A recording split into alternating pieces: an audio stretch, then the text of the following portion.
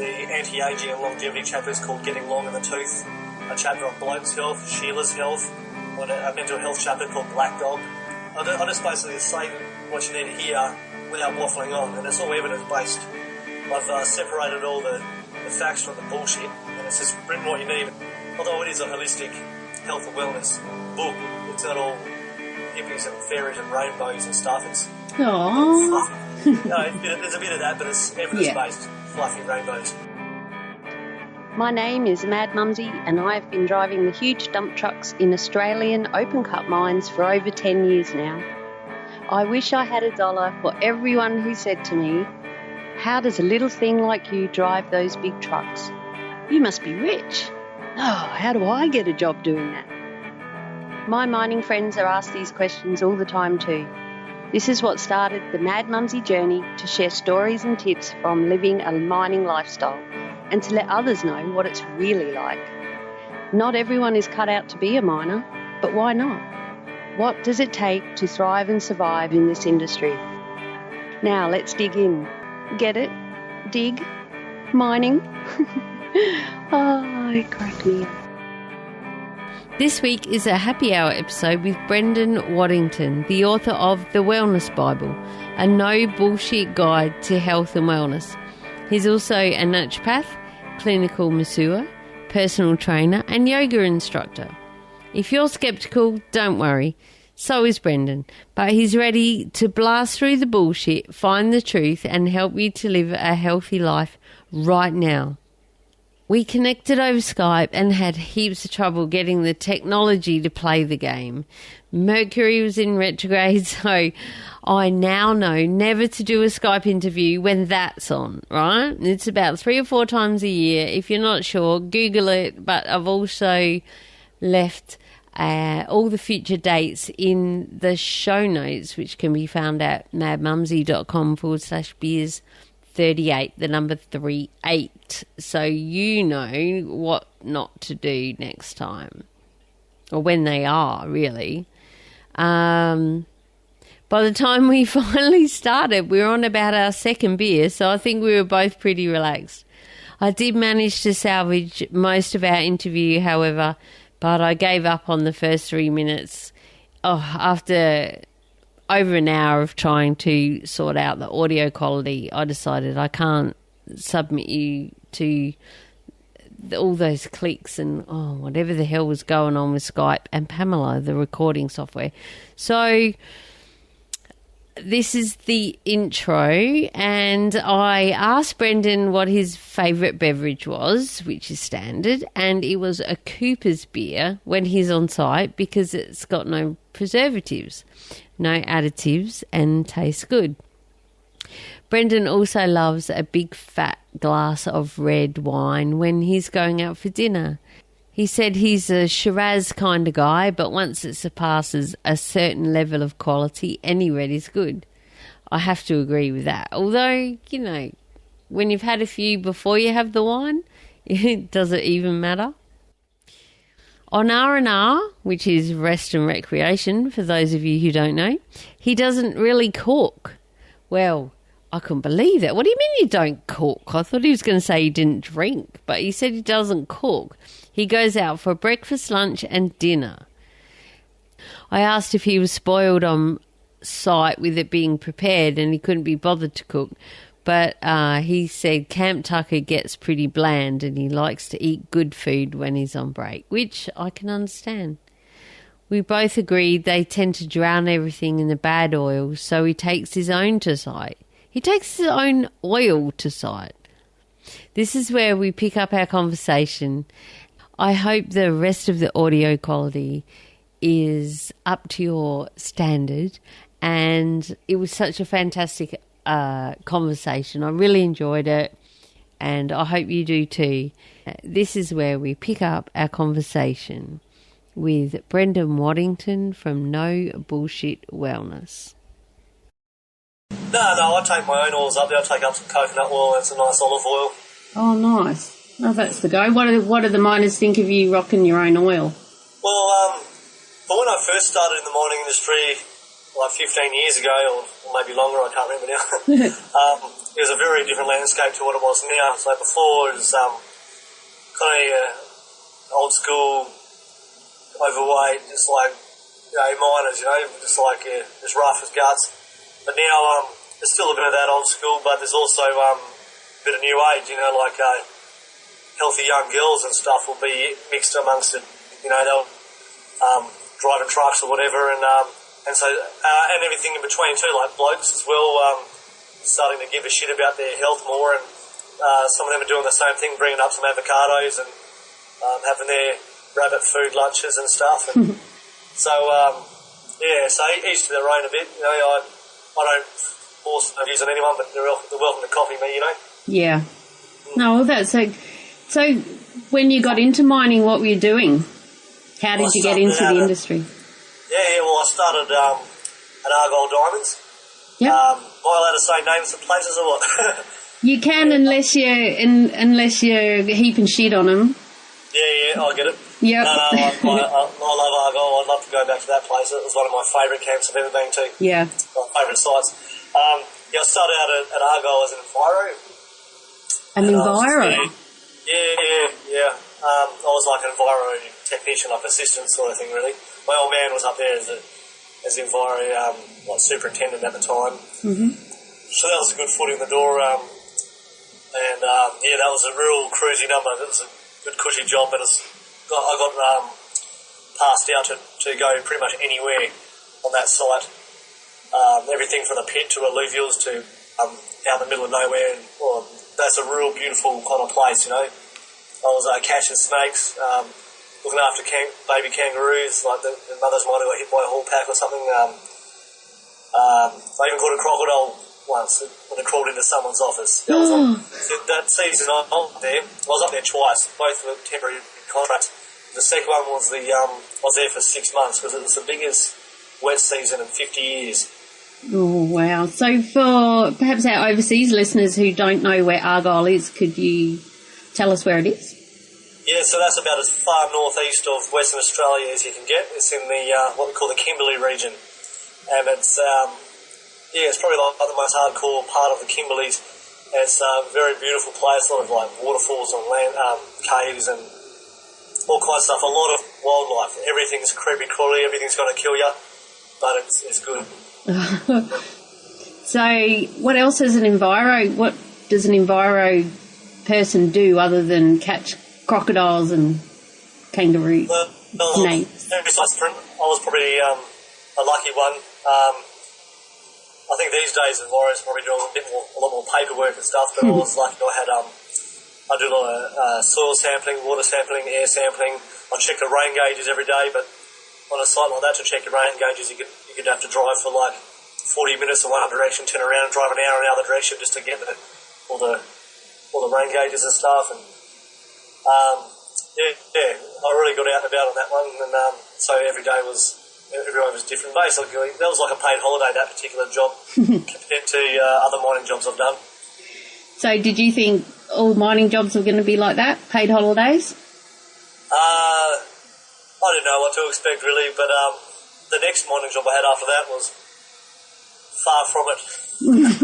I was a driller's offsider after that. Oh, I've heard that's not much fun. Oh, it was alright. It was hard yak. I did RC and also diamond drillers offsiding everywhere from Kalgoorlie, Leinster, Leonora, Wiluna. But that was a bit more character building. It was fun in other ways. There, you really earn your beers there. Yeah. Unlike us today, just earning our beers because of getting over the technology that is called Skype. Yeah, well, it's all about balance, so I'm on my R&R. You're in Queensland time, I'm on Perth time, so this is actually a lot earlier than I would usually have one. Well, thank you for taking one for the team, Brendan. Well, there's no I in team. I won't dog the boys. You say that all the time. No, the dog the boys thing, that's a new one for me. I don't actually like it really because it's a bit commercialised. Yeah, that's right. So what else did you do? You started off as an enviro, then a driller's offsider? Yeah, I didn't do it for that long, just about a year or so, but then I wanted to get into my kickboxing more, so I I went back to Perth and stayed there and just worked locally in a bottle shop, the Bayswater Hotel actually. I was working at the Baysy just a few hours a day, just enough to put some cash in my pocket so I could train and punch on basically. And how did that work out for you? No, that was good. That was a lot of fun. I did it for quite a few years actually, but I think I realised I couldn't do it forever. I wanted to be a bit more productive in my life. Someone goes, "What do you do?" "Oh, I'm a bottle shop boy." That doesn't have a nice ring to it as I'm only getting older. So what happened there? I ended up becoming a personal trainer. And did that flow on because of your kickboxing training, do you think? Yeah, I busted my knee and I had a knee recon. So then I got into the alcohol for a while. Just started drinking a lot of booze, partying and stuff. That was fun for a bit, but it wasn't actually moving forward in life. So, I think a few things, synchronicities lined up, and I found out that I was already training in the gym, and then I found out what a personal trainer was because I had never heard of the term before. And I said, well, that sounds pretty cool. That sounds like a crazy number. And the day after I found out about the gig, personal training, the next day I was signed up to do that course. Oh, right. Yeah. So that once I make a decision, I'm balls and all. Head through straight in. Can be a good way to be.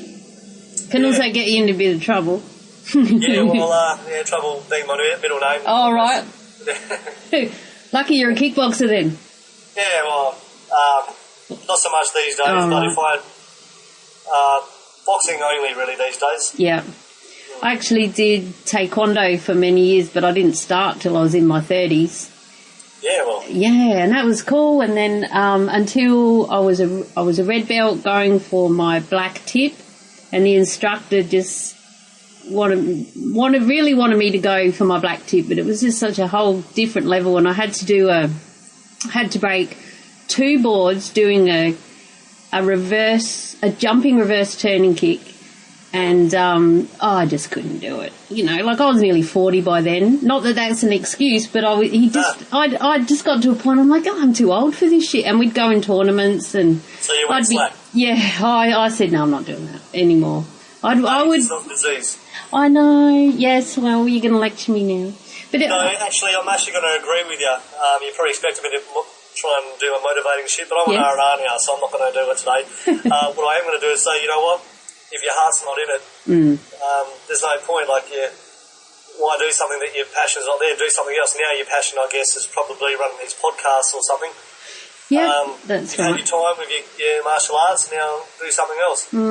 It's still good to have in your back pocket because it's still self-defense, and it's amazing how even when you've had a few beers and just a block will come out, and it's just like, just fuck off, dickhead. Oh, by the way, you're allowed to swear on this podcast? Yeah. I've got a potty mouth. Oh, have you? See, you were in the right industry then. Yeah, so I blend in well. I'm actually quite conservative compared to some of the others. Exactly, and that's a big part of one of my messages for people who think they want a job in the mines and that'll fix everything in their whole life. If I could just be a dump truck operator, my life would be fine. And, it can also bugger up your whole life as well. And if you can't handle swearing, if people can't handle the swearing that comes out every now and again on this podcast, well, don't get into mining, mate. Yeah. Say good day to my mate, Trav. Hello, Trav.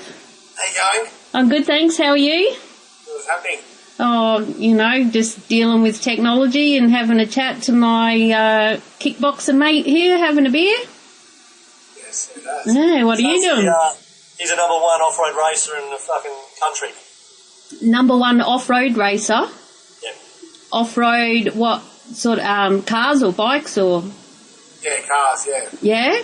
Oh, sweet. So I've got 2 legends on the podcast for the price of 1. Exactly. Oh, I bet I open my other beer for that. Cheers. Nice to meet you, Trav. What's his full name? I'll put a link to him on the show notes. Yeah, Travis Robinson. You can check him out on YouTube. He's a sitcom. He's from Out of Bounds Racing. Out of Bounds Racing. Sweet. I'll leave that in the show notes. And the show notes for this episode can be found at madmumsy.com/beers38. That's the number 38. It reminds me, actually, I used to, back in my martial arts days, and I was working at the Basie and that, I used to do spinning kicks, kick cigarettes out of people's mouths. True. Oh. Bit of fun. Yeah. Did you ever hit anyone? No, I mean, I wouldn't try it these days. I don't know if my accuracy would be there. Like, no, I'd hit some chick and I'd be the bad guy. Yeah, well, yeah. Or you don't have to hit a chick to be a bad guy. It could be a bloke, I guess. But yeah, so, better safe than sorry. Yeah, that's it. So your knee blew out. And that held that up. And you got into your personal training. I was at my mate's tattoo shop after work one day, after like concreting all day, and it was one of those. It was a real hard day. My back was sore and stuff. I think, there's got to be something else out there. And I overheard my mate's one of his colleagues from his tattoo shop talking about making some guy do push-ups in the mud. And I'm like, what are you talking about? She goes, I'm a personal trainer. Yep. I said, what do you mean? She goes, I'll make people exercise and I get paid for it. I'm like, that sounds pretty cool. And then next minute, I'm become a personal trainer myself. And so who did you train? Who were your first victims? Clients? Let's see. Well, I started off a real good gym, actually. There's an excellent gym in Jurien Bay. I went straight to the top. My mate made me, he was the owner, he made me the manager and the personal trainer. So, that's all right. Yeah, that was a real nice gym with real nice people and stuff, and it's still there to this day, I think. And then I broke up with my missus at the time. After a while, then I moved back to Perth, and then I just worked out in a good way because I ended up becoming a trainer at the Next Generation at Kings Park, which is like just an amazing gym. It's like a 4-story building. It's got tennis courts, squash courts, multiple swimming pools. It's got a bar. It's got 2 bars, actually. 2 bars at the gym. That's my sort of gym. Yeah. It's quite flash, actually. It's Hollywood, you know. Yep. I was loving that. I was head trainer there for a while, and the only thing that I thought I'll stay there forever, but then I got offered a job on the luxury cruise ships in the Caribbean. So I always had a bit of a fascination with the cruise ships. Never saw one in real life, but I took that job, and had more fun again, and that's how I became a naturopath, actually. Because I did a lot of public speaking then. So I did a bit of research, reading books written by naturopathic doctors and dietitians and natural health specialists, and I like this stuff. I wouldn't mind doing it myself. Yeah. Yeah. So there'd be a fair bit to it to just become a naturopath. Well, I thought, I just thought it'd be learning about nutrition and a few herbs, but no, it's actually a bit of a shock. It's like a full-on 4-year health science degree, like anatomy and physiology, biochemistry, pharmacology, microbiology, differential diagnosis, clinical research, all this stuff. Plus, of course, the clinical nutrition and medical herbalism and stuff. And also, I thought maybe $1,000. This was like I'm still paying it off now, like 7 years later. Has it been worth it? Oh yeah, it's taken me around the world. It's given me some amazing jobs, and there's some amazing people. It also inspired me to write an international best-selling book. Your book. Now, what is it called? I love the name. That's what got my attention originally. Or the subtitle. The subtitle. Well, the title is The Wellness Bible, and what they call it, the working subtitle is A No Bullshit Guide to Health and Wellness. Wow. And here's a T-shirt right now that I'm wearing, No Bullshit Wellness. Nice T-shirt. Yep, that's what you need. Get it out there. Promotions. Yeah, I've got the Facebook page, No Bullshit Wellness, Instagram, No Bullshit Wellness. Yeah, I'm trying to do all this technology stuff with it. Yeah, I'll leave links to everything that you've got in the show notes. I've stalked you out a little bit and had a look and found you everywhere. And you can buy the book on Amazon. Yeah, also you can go to nobullshitwellness.com and there's a link to the Amazon, but there's also I've got the table of contents there, so you can check that out and see if that resonates with you, if there's something you'd be interested in. I had a quick look at that, and it really does cover a lot of things. Yeah, and it's written in a way that it's, appeals, it'd be good for everyone, but also miners, especially miners in Australia, or any English-speaking miners, really, because it's like, it's got chapters like Good Taka, and an exercise chapter called Get Your Ass in the Gear.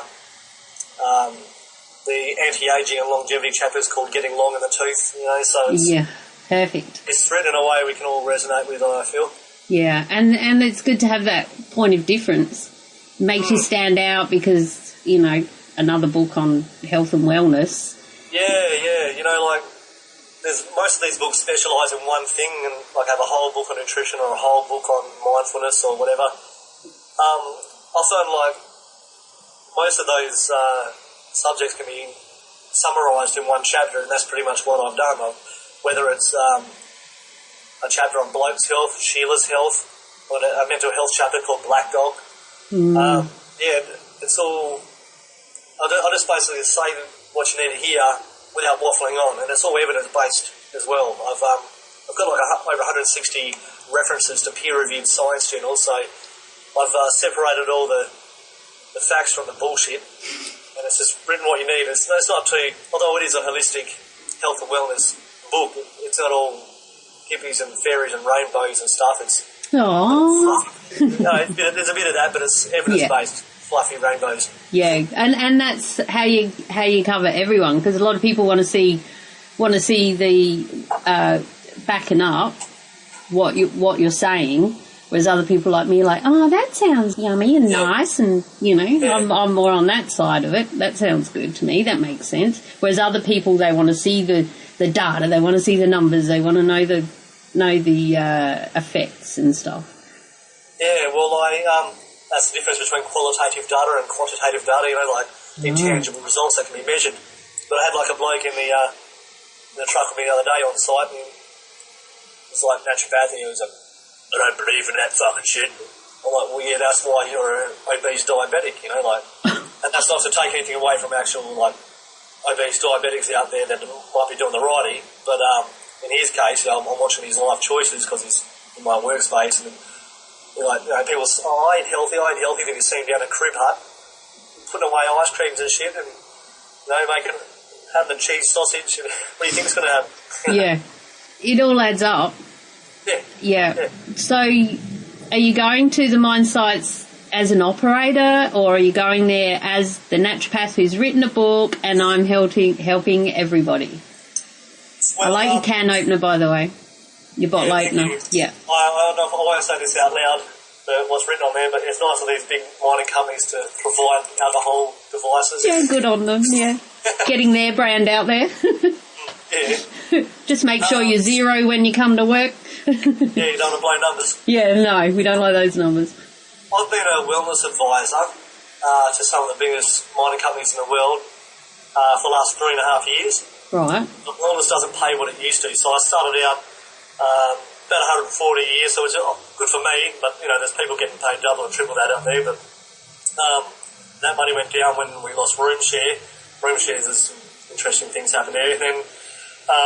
what is that? Sorry, I'm going to interrupt. What is room share? Room share, okay, so I was on Barrow Island for a bit there. Yep. And due to the lack of accommodation, because you could really rape and pillage about 1% of the nature of the island to clear land and that. Yep. So doing things like they brought in a cruise ship to supply another 1,000 beds. They have got a bivvy. There's I think about 1,000 beds there too. And they'll at the construction village, Butler Park, they had room share, so not hot bedding, but they have a curtain dividing the room, and there'll be someone else in the on the other side of the room. Yeah. You serious? I know. Oh, no, I've never heard of that one. Yeah. I thought you were talking, hot bedding, yeah. They just call it something different over there. Yeah, no, I've done hot bedding caravan out in the desert when I was a driller's offside. That's another thing. But this was room share, and sometimes you'll be lucky that you might get someone on night shift, so you'll never see them. Yep. Other times not so lucky. But usually, most of the people there are good blokes, so it's not a problem. Everyone's respectful of each other's privacy and noise factor because, fatigue's a big thing to get you sleep and stuff. Yep. And one bathroom, obviously. Yeah. So one person had to walk over to, cross over that side of the room, Oh, my God. And there's been some interesting things happen, but like most people are good, but every now and then you'll get some fuckwit who will just turn the TV on in the middle of the night. I'm like, are you fucking kidding? Oh. Are you right, mate? Like, I'm sure, yeah. So how big was the room? Was it bigger than a normal donga size?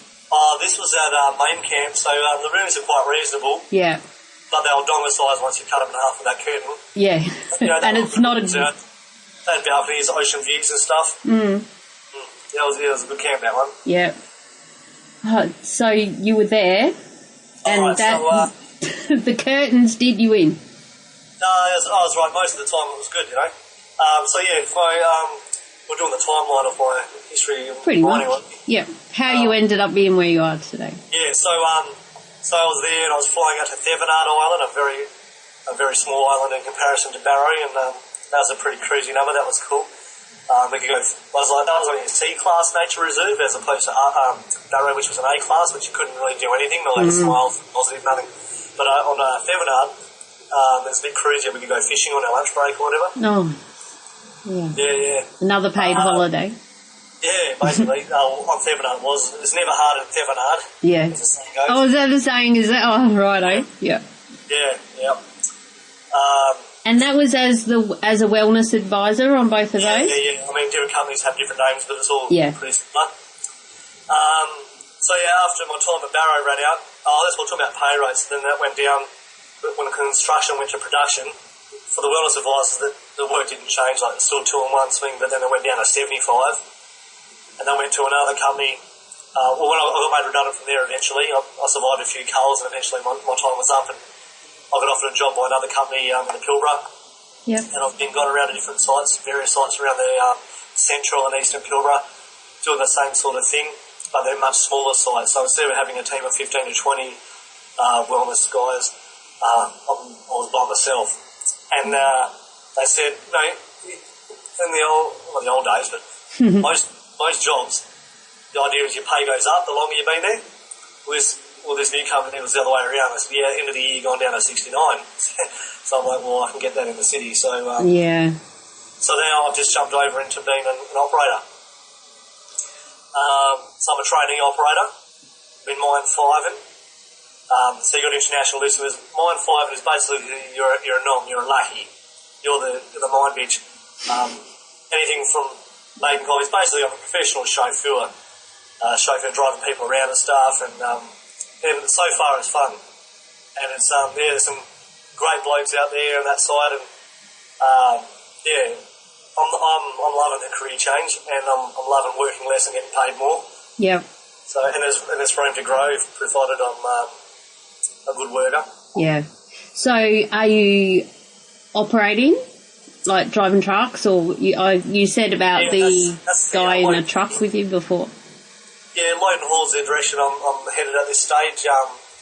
But because I'm so early, it could go anywhere. This department might take me. I might go to blast crew or whatever. Oh, okay. Because I just consider myself lucky to have a job at all. Yeah. It's hard. It seems hard to get in there. Easier for some than others. But as a white male, it can be a bit tougher. It seems to be something I hear a lot lately, especially over here in Queensland. A lot of the jobs that are advertised, they are really, without saying you must be a woman or of Aboriginal Torres Strait Islander, but they're the numbers that they're trying to build up. They're figures, and then you'll get the blokes who come on and say, what about us? But it's hard things are definitely picking up over here as far as the downturn went. So there are a few more jobs going around for newbies and stuff. So I don't know how it's going over there. Building the diversity is it's not a bad thing. It's good to give everyone a fair shot. So I got there in the end anyway. So yeah, that's it. Yeah. Because some of these other guys did have a rough run for a while there, and kind of evening out the playing field now. So, yeah. And are there many women on the crew or the mine sites where you've been? Yeah. On and off? I wouldn't say a lot. There's a few, and it's, and I think in the future there'll be more. And in the past there was bugger all. So it's good. It's interesting actually. It's a bit of a paradox to see the rough and tough old school miners, and then you've got some young new girls that appear to be fresh out of school with no experience, and then after a while they can operate a machine as good as anyone else. After a while, and it's that's right. It's diversity. Yeah, and it can take blokes a long time to get it as well. I mean, some people get it quick, some people don't, some people never get it and go, nah, not for me, and leave. So that is one of the questions that I like to ask my guests. Do you have any, from what you've seen of the women on sites that you've been at and the way they interact and the way the blokes interact with the women and stuff, do you have any tips for them for how to survive in a male-dominated industry? It doesn't just have to be mining, because there's a lot of women trying to hang out with the blokes in the workforce. Do I have tips for the green girls, green Sheilas? Is that what you're asking? Yeah. They're pretty much welcomed anyway. Everyone's getting pretty well. I can only speak on behalf of my site that I've been on site in, and everyone's getting most people are getting a fair go anyway, and are supported well. Greenies of either gender, male or female. Yeah, so they probably don't really have to worry, and there's nothing to worry about. Just if that's what you want, get in there. Yeah, have a go. Yeah. It's interesting seeing these contrasts, I see some people out there like full on makeup done, out the most dirtiest Pilbara, red dirt everywhere, and see these like girls dressed up to the nines, like apart from the PPE, high vis, but each to their own. That's right, you certainly get different levels of that, and Mad Mumsy listener knows I've spoken about that quite a bit on and off, and so have a lot of the blokes actually. I think we've seen that 10 years ago. Yeah. You didn't? When I was on for about 15 years maybe, but I didn't see that as much. Yep. Back then, yeah. Just women just getting out there doing their thing. Yep. Yeah, it's interesting watching evolve. But, most of my years working in mines, I haven't been out on site unless it's for a quick visit or do some pre-start stretches for crew out there. But most of, 99% of my day has been in the gyms. So I see people after work in a whole other light. How do you find the miners, how receptive are they or were they to your message about, let's just all get a little bit healthier and maybe have a stretch before we go to work? How were they receptive, and do you think you made a difference at all? Oh, definitely. It's different for everyone. A lot of people will embrace it wholeheartedly. They'll take it on board and apply what they're learning and really embrace it. Whereas others, not always, but usually more of the older crew that have been there for a long time, they're like, that fucking shit. Yeah. And they're also the ones with the bad backs and stuff, Yeah, exactly. They're the ones who need it the most. Fucking bullshit, but then they're going like, I'm so sore. Yeah. So each their own, but those who want it, the services are there. I'm not running it anymore as of the last few weeks. I just finished my first swing yesterday as an operator, as opposed to the wellness advisor. I still do the wellness stuff at my R&R now. I'm like working a few clinics and stuff and doing public speaking and doing my book and that. But were you a wellness advisor at this site, and now you're one of the operators you were talking to, or is it a different site? No, I am actually, and that's been very helpful actually, because there's a lot of familiar faces. I'm like, you're the gym guy, you're the wellness dude, and they'll provide a bit of extra support. And, that's good. Yeah. So yeah, look, a lot of good blokes up there. And that's it. That's another idea of a way to get your start. Like a lot of people just get out there and whatever that you're doing, and then you start to get to know people, and if the jobs are coming up that, can help you to get your foot in the door to becoming an operator. Yeah.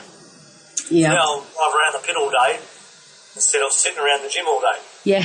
And to your window on, it's actually a nice change. Yeah, well, that's right. I'm sure it is. So just back to pre-start meetings and doing stretches and stuff. I remember years ago we had this lady came in and she was a physio and she was telling us about core strength. And as an operator driving a truck, I'll tell everyone now, core strength is a huge thing because you get knocked around unless you've got lots of graders on your site, which most don't, and big rocks coming at you, throwing you from side to side and all sorts of things. So core strength is huge to support your back. But anyway, this lady she wasn't really very nice about it, and she was just into everybody, like, you lot need to do this. And, there's no polite way of saying it, but this lady was large, unlike yourself, who's obviously a fit person, kickboxer, gym, naturopath, this, I, as an operator, would listen to someone like yourself. And this lady, she was a lovely lady who got a little bit mean and lecturing, but she was demonstrating these stretches and she couldn't do them herself. And so everyone was just basically laughing at her, and I felt for her. I'm like, this is just, we shouldn't even be doing this. Everyone tuned out and we walked off, and everyone on the way to the car just was having a laugh, and it was a bit sad, really. You need to practice what you preach or something. As I say, I think you wouldn't trust a skinny chef, and some would say you wouldn't trust a fat personal trainer or whatever, Yeah. Got to walk the walk. It's hard because some people might have just done a sports science degree, 4 years full time, and they might have put all their focus into that. Academically, they got it on paper, but they left no time for themselves physically. That actually reminds me, or makes me understand from these miners' point of view, because now, especially now that I'm doing it myself, some do contracted to do 12.5-hour days, and they might travel from camp to site, which is like an hour or two. Yep. So then 13, 14-hour days, that leaves this brief window of time after work to go to the gym. And you might have had a shit of a day, and the last thing you're doing after all that is just going into a gym and exercising. But obviously it's got to be only a good thing to do that, but sometimes you just want a bloody beer or something. That's right. And if you add, I do 13-hour days and 7 on, 7 off, so 7 days, 7 off, 7 nights.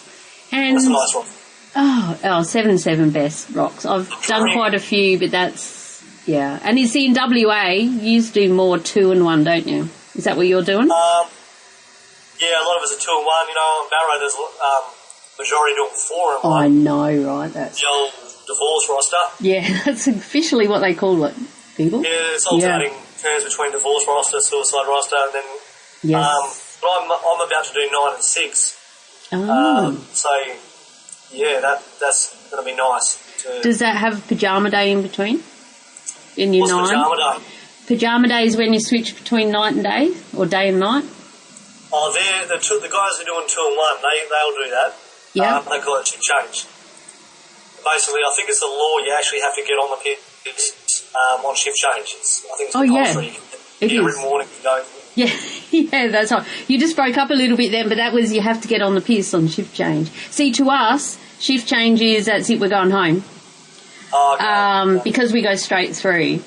But pajama day over here anyway, in my world, is say you finish day shift, so you get on the piss at night, and then you don't start until the night of the next day. So you're meant to sleep all that next day in your pajamas, and then you go to work. So that's why pajama day. But yeah, a lot of people don't know about that.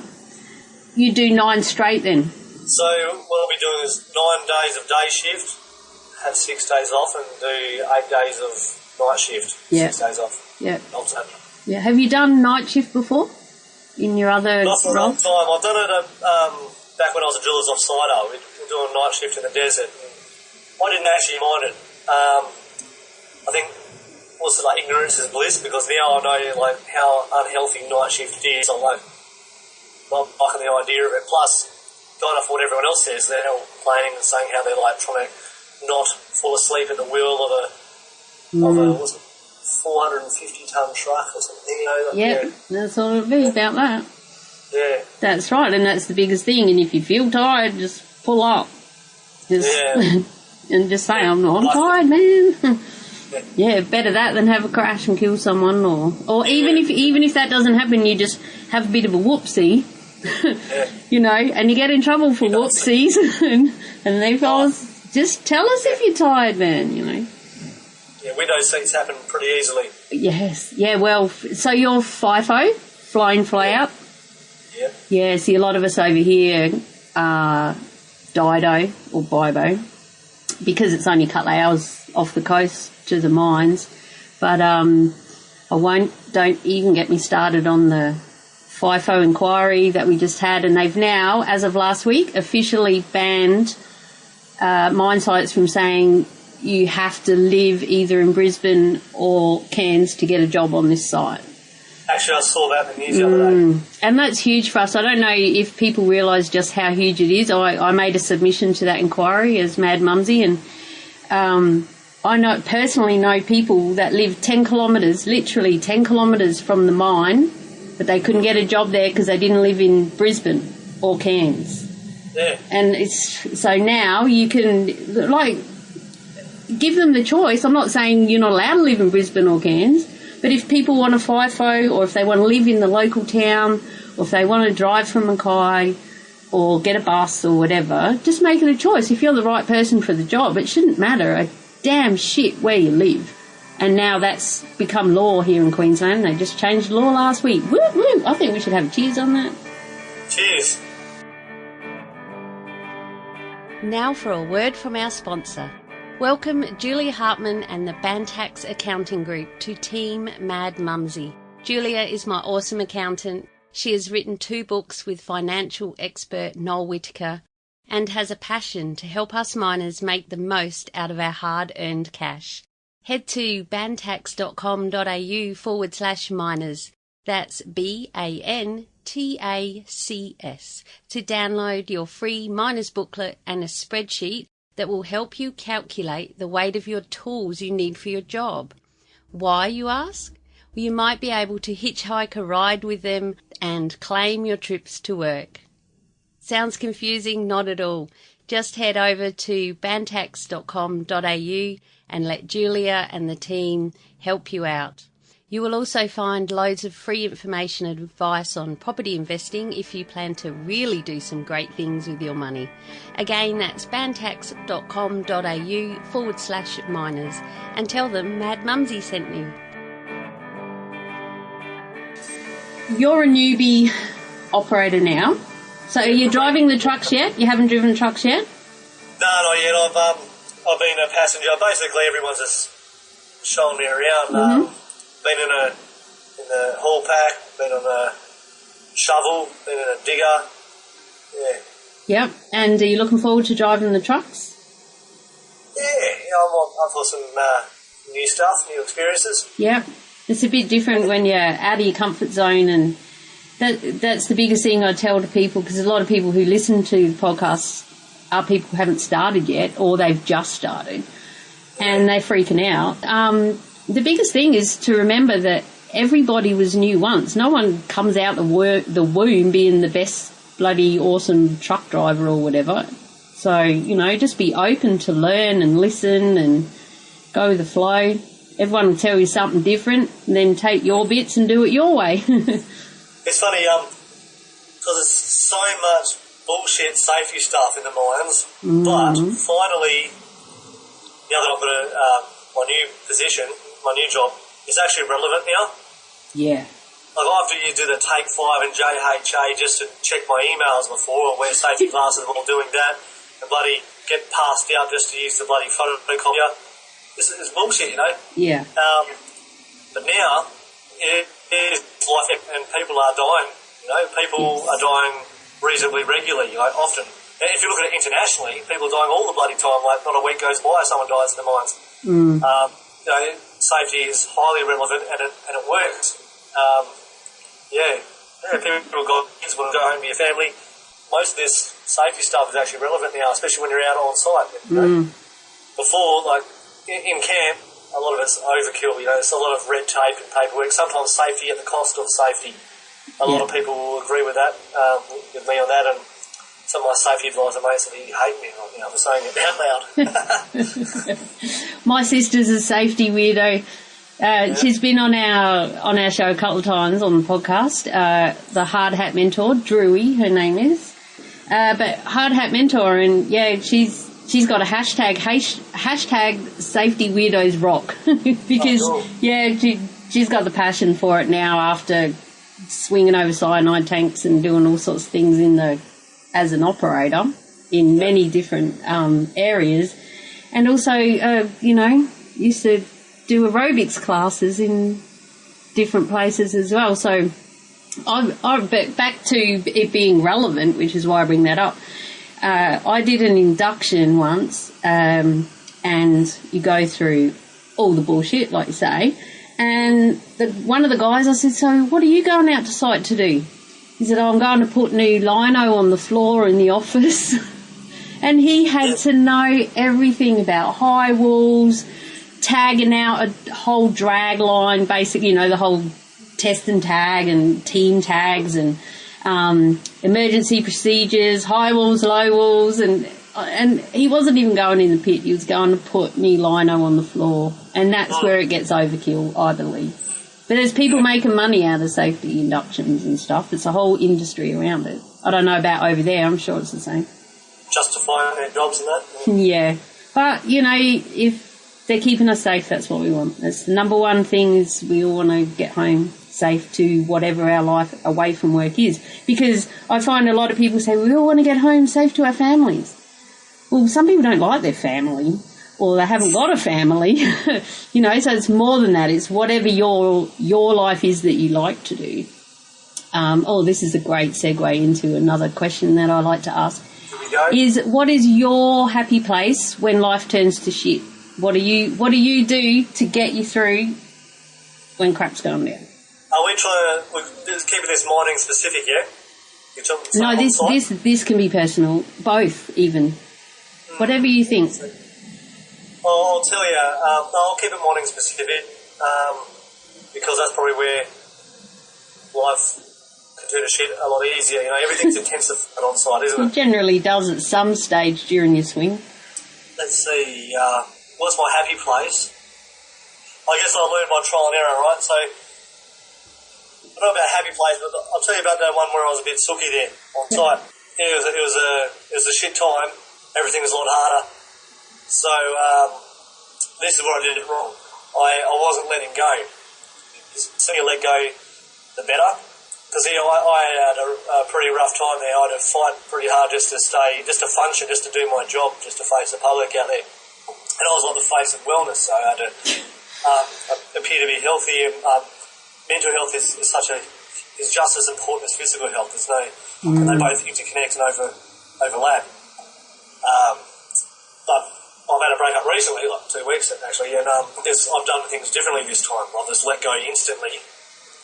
And but having said that, I also had certain supplements and stuff, like being a naturopath, I can prescribe to myself. I've had evidence-based medical herbalism, saffron, St. John's wort, a few adaptogenic herbs. Just because you hear them, for the listeners, just because you're hearing me say those terms, don't go out and buy those herbs and think it's okay. Get it prescribed to you from a registered health professional because they do interact with other medications, have interactions, contraindications. But yeah, I've had the world's fastest recovery this time. It's like not even a problem. Like all I'm seeing is positives. So yeah, get on the herbs, exercise, direct sunlight. But most of it is how your brain operates. It's you have to choose your thoughts wisely. Because we do choose our thoughts. We do, and our emotions. Listen to your emotions. They're a good sign of what your thoughts are, aren't they? They're the first exactly. one. They're like an indicator of if you're thinking the right thoughts or not. But yeah, acceptance and letting go is some of the best things you can do. The sooner you can work out how to do that, the better. Yeah.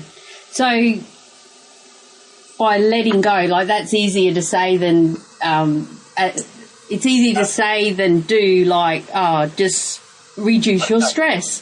You know, yeah, that's easy. You know, how did you let go, other than your supplements? Well, hitting it from every angle. So acceptance is first and foremost. I mean, the herbs and stuff, they're just an added bonus. Like things like your St. John's wort and saffron, even nutritional, clinical nutrition, SAMI, which is an abbreviation for S-adenosylmethanoid. These have all got quite a high level of evidence backing them up. So have that in addition to other things that have a fuck ton more evidence backing them up, like your exercise, you know? And mindfulness, meditation. Meditation is not just for the tree-hugging hippies, it's for everyone. You don't have to be religious or spiritual to do it, although there's nothing wrong with being spiritual. Basically, mindfulness is just getting your mind to shut the fuck up. Just clearing that mental chatter, that distortion. And, there's nothing, I mean, that's clinically proven to make yourself smarter, reduce depression, anxiety, help you sleep better. Then you've got all the physical benefits, the list goes on. Yeah. Yeah. So you meditate? Do you do it regularly or just when life's a bit nuts? No, more than when life's a bit nuts, but not as regularly as I'd like. I try to do it daily. Yep. But sometimes it's as little as weekly. Yeah. But the thing is, even if you're only doing it weekly, the benefits are priceless.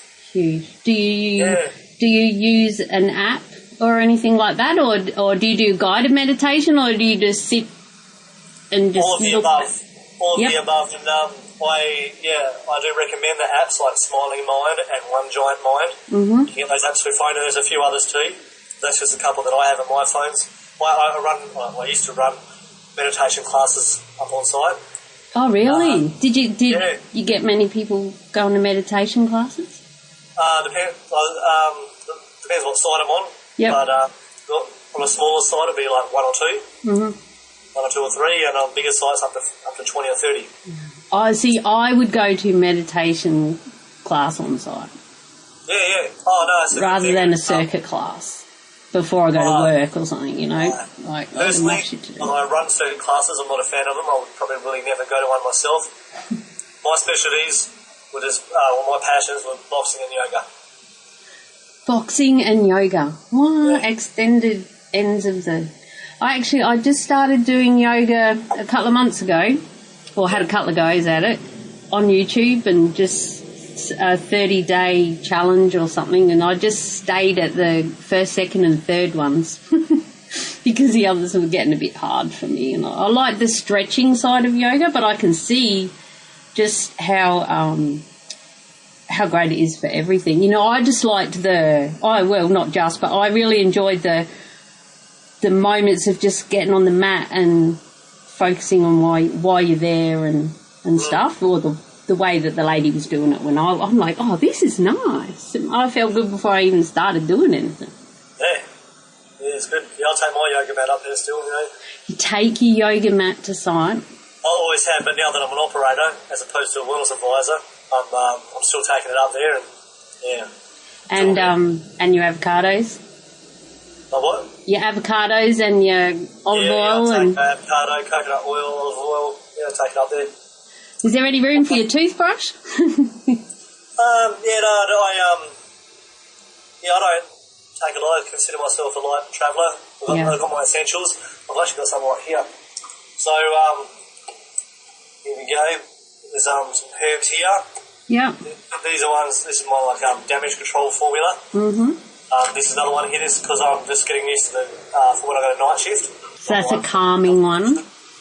This was a calming one. This has got ziziphus, kudzu. Kudzu is actually a Chinese herb, and that's actually got some evidence from clinical trials supporting it for alcoholism.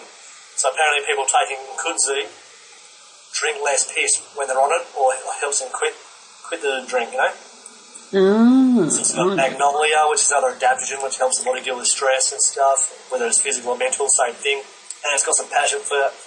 Passion flower has this, or passiflora incarnata, has a chemical in it called apigenin, which is also in Damiana, and that's and mild euphoric. It actually makes you feel good. Oh wow! So you got it all going on, but naturally. Yeah. We got one over That's here, awesome. Karma. Karma has recently been legalised for practitioners to prescribe it in Western Australia. It was ridiculous that it was illegal before, but now we can prescribe it. And Karma, that's a native drink of Fiji, for liquid herbal extract. I was going to say, I've heard that before, someone talking about it on a podcast, and they were in Fiji. Yes, yeah. Yes. So it's right. So I like to have a little sip of that because I don't drink much on site, maybe like 1 or 2 days a swing. Yep. But I like having a 1 teaspoon of that is the equivalent of a couple of cups of Kava the drink. Yeah. Yeah. So it wouldn't show up as alcohol if you did a breatho?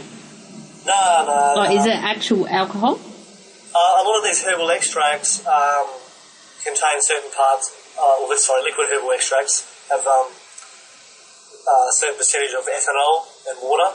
Yeah. Different ratios depending on what chemicals they want to try to extract from the herb.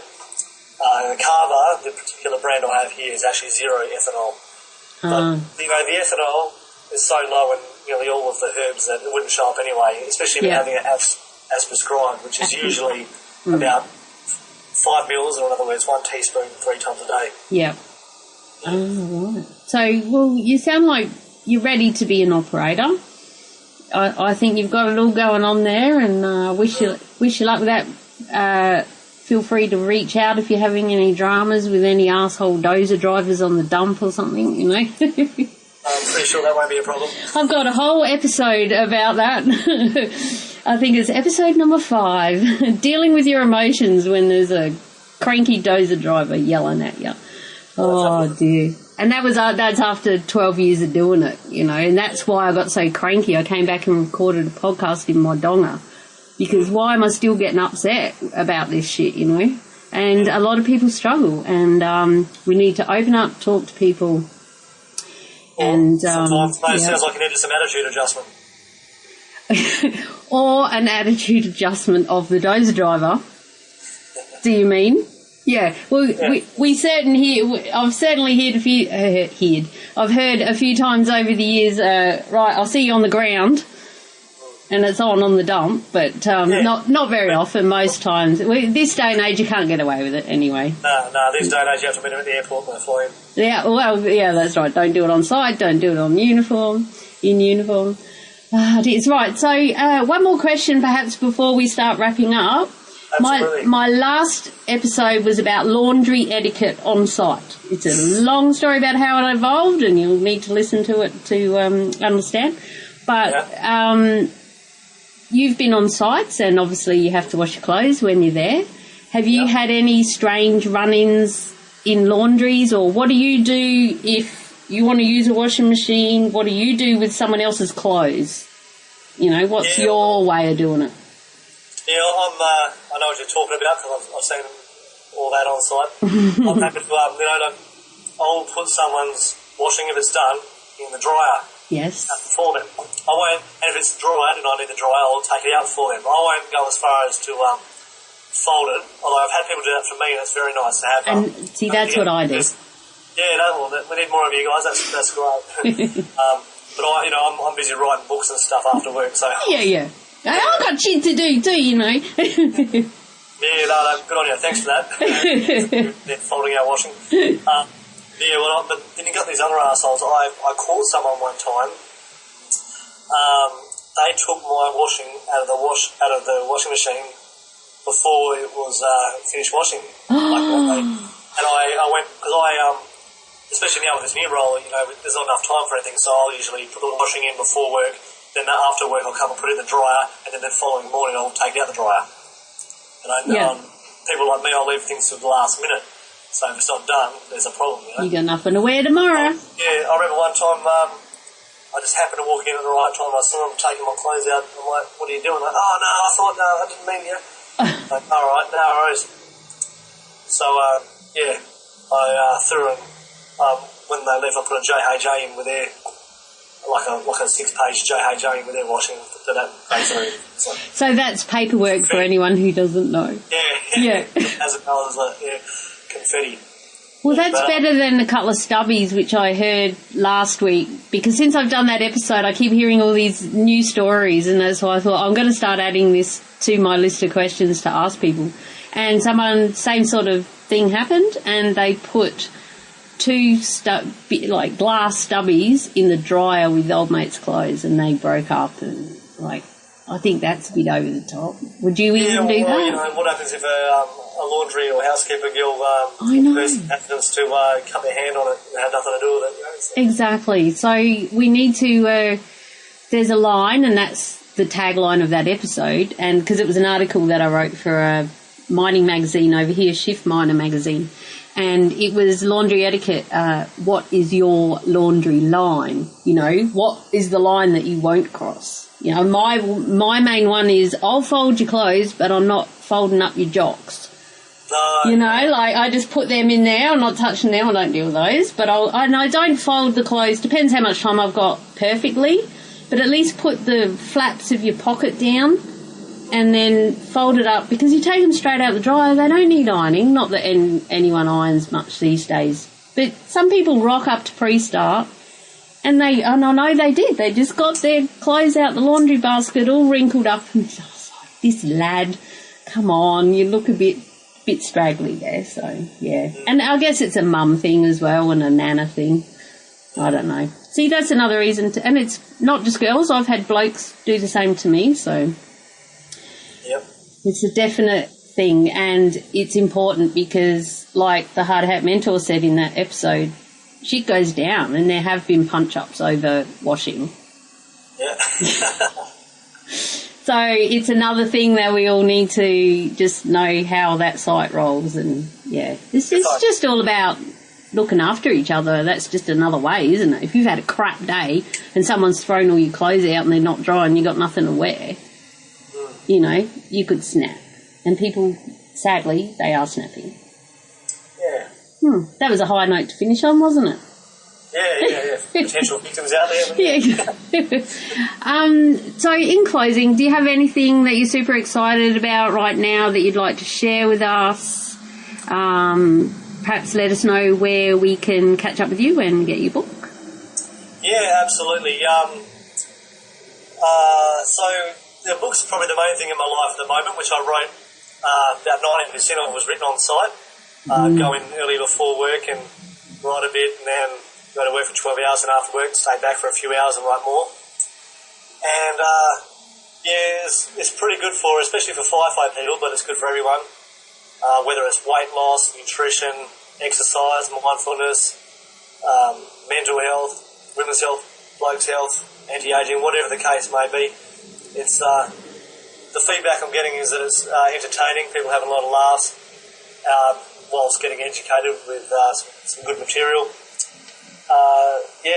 So it's good to see people flying to site. You see on the plane, there's about 3 or 4 people on the plane that's got it. I'd like to see everyone on the plane to have it, you know. So that's exciting. I'd want to go up and say, that's me, do you want my autograph? I've signed a couple. Awesome. I said I deal with signing books, but they seem to like it, so I'll keep signing them.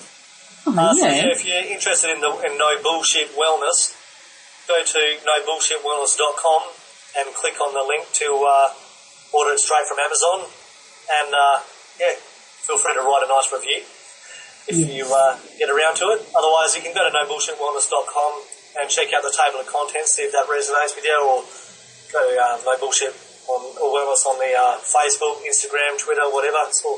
It's all there. Yeah, and we're coming up to Christmas. And you might be the fit and healthy partner, and the book could be a nice little stocking filler for someone, and they go, but in a way that it just might sink in. Well, although the girls are loving the book, my target is the blokes that would usually be into that sort of thing. Yeah, that's what I meant. Get it for the blokes, not the girls, the blokes. Yeah, so I'm not preaching to the choir. I'm convincing the unconverted. So, and to get feedback from those blokes who wouldn't usually be into it, that is rewarding. Absolutely. And it makes it all worthwhile, all those years of study and everything that you did. Yeah, and I'm targeting skeptics, and they're the ones that are like, oh, right, well, maybe there is something to this, so... Yeah, there's plenty of those around, especially on the mine site. Yeah. Okay, well, is there anything else that you'd like to share with us to make this conversation complete for you? Well, not so much for the international listeners, but for the local guys, when you see me around, buy me a beer. Buy him a beer and be nice to him on the dump if he's not dumping in the right spot. Yeah, give us a hand out there.